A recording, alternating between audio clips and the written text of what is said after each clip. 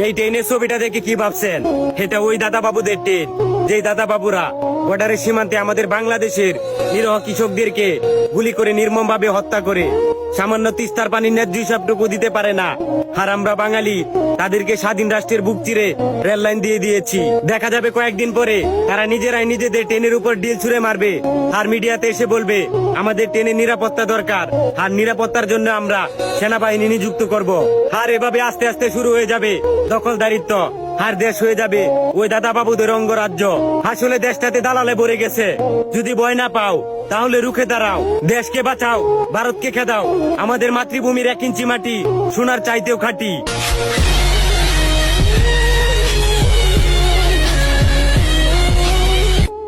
যেই দেশে ধর্ষকের পক্ষে উকিল পাওয়া যায় ওই দেশে পয়রা লেখা জজ হয়ে কোনো লাভ নেই। মুসলমানদের দেশে নেতা হইয়া যদি আলেমদেরকে বন্দী করে রাখতে হয়, ওই দেশের রাজনীতি করে নেতা হইলে জনগণের জন্য কোনো ফায়দা নেই। 95% মুসলমানের দেশে যদি মুসলমানদের কষ্টগুলাই তুলে ধরা না যায়, ওই দেশে নামি দামি সাংবাদিক হইয়াও কোনো লাভ নেই। বলি জাকাত না দিয়া সুদ খাইতে খাইতে দেশটারে করছো সারখার। এখন সূর্যের তাপ গায়ে লাগে, তাই তোমাদের বৃষ্টির দরকার। আলেমদেরকে বন্দি করে আবার আলেমদের মাধ্যমে আল্লাহর কাছে বৃষ্টি কামনা করলা। বিষয়টা এমন হইল না যে কোনো এক ফল গাছের গোড়া কাইটা ফেলাইয়া সেই গাছ থেকেই আবার ফলের আশা করলা।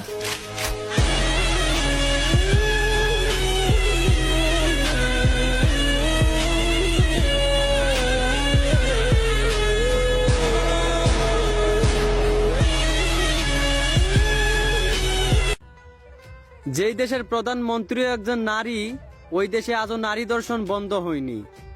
যেই দেশে হিন্দুর চেয়ে মুসলমানের সংখ্যা বেশি, ওই দেশে পর্দাশীল চেয়ে বেপর্দা নারী বেশি।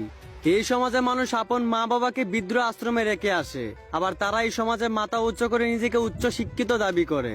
একটা বিদ্রোহ আশ্রমের দেওয়ালে লেখা ছিল, তুমি তোমার সন্তানকে উচ্চ শিক্ষা নয় সুশিক্ষা দিও, যেন শেষ বয়সে তোমাকেও আমার মতো বিদ্রোহ আশ্রমে আসতে না হয়। যেই মুসলমানের দেশে মুসলমানের কাছেই 6 বছরের শিশুও নিরাপদ নয়, সেই দেশে জন্মগ্রহণ করে মানুষ নিজেকে গর্বিত দাবি করে। যেই সমাজে দর্শকের পক্ষে উকিল পাওয়া যায়, ওই দেশে মানুষ উচিত বিচার খুঁজে। এই সমাজে যদি উচিত বিচার হইতো, তাহলে আজ আলেম ওলামারা থাকতো না জেলে।